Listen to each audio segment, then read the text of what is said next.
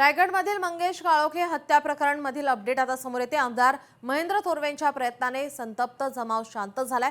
हत्या प्रकरणातील एका आरोपीला अटक केल्याची ही माहिती समोर येते।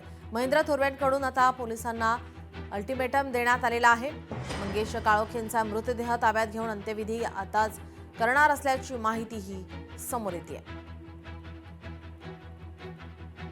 मंगेशची मिसेस या निवडून आल्या होत्या मानसी काळोखे आणि त्यांच्याबरोबरचे सगळेच पॅनल आमचे चांगल्या पद्धतीने निवडून आले, परंतु आम्ही साधी यांशीसुद्धा या ठिकाणी झालेली नव्हती। परंतु हा कूटनीतीचा डाव राष्ट्रवादीवाल्यांनी माझा मंगेशची निर्गुण हत्या या ठिकाणी त्यांनी केलेली आहे। आम्ही सगळेच या ठिकाणी जाहीरपणे आम्ही पोलीस स्टेशनला सांगितले, ज्या ज्या लोकांवर FIR दाखल झालेली आहे त्या सर्वांना उद्यापर्यंत अरेस्ट सकाळी नाही केली। आता आम्ही अंत्यविधीला सगळे निघालेलो आहोत, परंतु उद्या 11 वाजल्यापासून आम्ही पोलीस स्टेशनला येऊन त्या ठिकाणी बसणार आहोत। जोपर्यंत सर्व आरोपी अरेस्ट होत नाही तोपर्यंत आम्ही इथं हलणार नाही। आपले प्रतिनिधी भारत गोरेगावकर आपल्या सोबत जोडलेले आहे। आपण पाहतोय महेंद्र थोरवे यांनी अल्टिमेटम दिलेला आहे। या संदर्भात काय अधिकची अपडेट? नीलम, जसं आपण आता ऐकलं, थोरवे यांची स्टेटमेंट आहे। काल मंगेश काळोखे यांची निर्गुण हत्याचं प्रकरण खोपोलीमध्ये घडलं होतं। अर्थातच त्याचे तणावपूर्ण पडसाद असे खोपोलीमध्ये दिवसभर पाहायला मिळाले होते।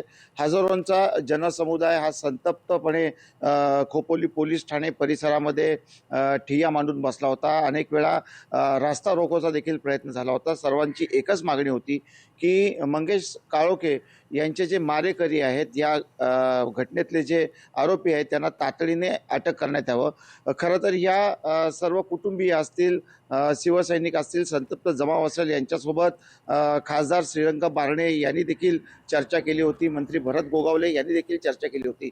मात्र काही केल्या या ठिकाणाहून संतप्त झालेला जमाव हटण्याचं नाव घेत नव्हतं। मात्र रात्री उशिरा या खोपोली कर्जतचे स्थानिक आमदार महेंद्र थोरवे हे या ठिकाणी दाखल झाले। त्यांची पोलीस अधीक्षकांसोबत चर्चा झाली आणि त्यानंतर त्यांनी जमावाला विनंती केली की आपण आता मंगेश काळोखे यांचा मृतदेह ताब्यात घेऊन त्यांच्यावरती अंत्यसंस्कार करायचे आहेत आणि उद्या सकाळपर्यंत, म्हणजे आज सकाळपर्यंतचा अल्टिमेटम हा रायगडच्या पोलिसांना आणि तपास करत असलेल्या पोलीस पथकांना देण्यात आलेला आहे की ज्या 10 जणांच्या विरोधामध्ये खुनाचा कट रचणे हे जे गुन्हे दाखल झालेले आहेत त्या प्रत्येकाला सकाळी 10 वाजेपर्यंत अटक व्हायला पाहिजे। तरच आम्ही कुठेतरी प्रशासनाला, पोलिसांना सहकार्य करण्याची भूमिका घेऊ आणि त्याच अटीवरती त्यांनी काल मृत मंगेश काळोखे यांच्या मृतदेह ताब्यात घेऊन त्यांच्यावरती उशिरा अंत्यसंस्कार या ठिकाणी केले आहेत। आता आज जी आपल्याकडे माहिती आहे त्यानुसार काल उशिरापर्यंत पोलिसांनी या प्रकरणात एकाला ताब्यात घेतलेली आहे, एकाला अटक केलेली आहे। उर्वरित 9 जणांचा तपास घेण्यासाठी विविध भागांमध्ये पोलिसांची एकूण 6 पथके काल दुपारपासून रवाना झालेली आहेत।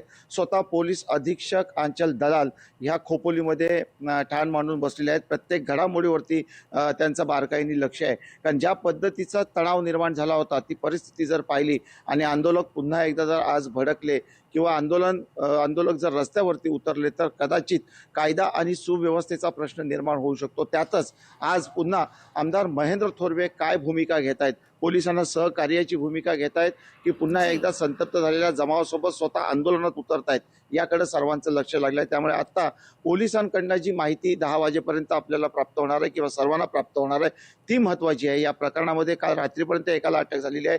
उर्वरित 9 जणांचं काय झालं हे 10 वाजेपर्यंत पोलिसांकडनं स्पष्ट होईल आणि त्यानंतरची पुढची जी भूमिका आहे ती संतप्त शिवसैनिक असतील किंवा थोरवे असतील यांची आपल्याला पाहायला मिळेल। नीलम, आपण पाहतो या ठिकाणी ही हत्या झाली आणि त्यानंतर महेंद्र थोरवे यांच्याकडून आता आरोप होतोय, त्या संदर्भात काय अधिकची माहिती, त्यांची आता पुढची भूमिका काय असेल? अनिश्चित स्वरूपामध्ये महेंद्र थोरवे यांनी सुरुवातीपासूनच लोकशाहीला ज्यावेळी त्यांनी प्रतिक्रिया दिली त्यावेळी त्यांनी सुरुवातीलाच अगदी थेट आरोप जो आहे तो या खुनाचं षडयंत्र हे राष्ट्रवादी काँग्रेस पक्षाने रचल्याचा थेट त्यांनी आरोप केला होता, ज्यामध्ये त्यांनी उल्लेख केला की या राष्ट्रवादी काँग्रेस पक्षाचे जिल्ह्याचे अध्यक्ष आहेत सुधाकर घारे यांना थेट निशाणा केला होता। कारण जी नगरपालिका निवडणूक खोपोलीची झाली होती त्यामध्ये महेंद्र थोरवेंची शिवसेना स्थानिक पातळीवरती आणि अजित पवारांची राष्ट्रवादी, म्हणजे विधानसभेचं चित्र जर आपण पाहिलं तर महेंद्र थोरवे विरुद्ध सुधाकर घारे ही लढत झाली होती आणि त्याच्यामध्ये महेंद्र थोरवेंचा विजय झाला होता। तर एकमेकांचे राजकीय वैर जे आहे ते सर्वश्रुत आहे। आणि अशा ह्याच्यामध्ये नगरपालिका निवडणुकीनंतर मंगेश काळोखे यांची जी हत्या झाली, कारण त्यांची पत्नी मानसी मंगेश काळोखे ह्या शिवसेनेतनं निर्वाचित झालेल्या आहेत. अजून त्यांनी नगरसेविका पदाचा कार्यभार देखील स्वीकारलेला नाही आहे आणि लगेचच त्यांच्या पतीची निर्गुणपणे हत्या होते. त्यामुळे हे कुठेतरी राजकीय वैमनस्यातनं षडयंत्र जी, रचून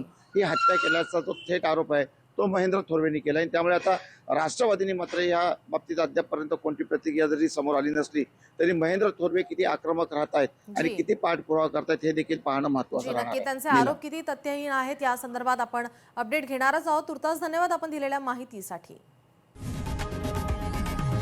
लोकशाही मराठी ऐका, पहा, जागरूक रहा.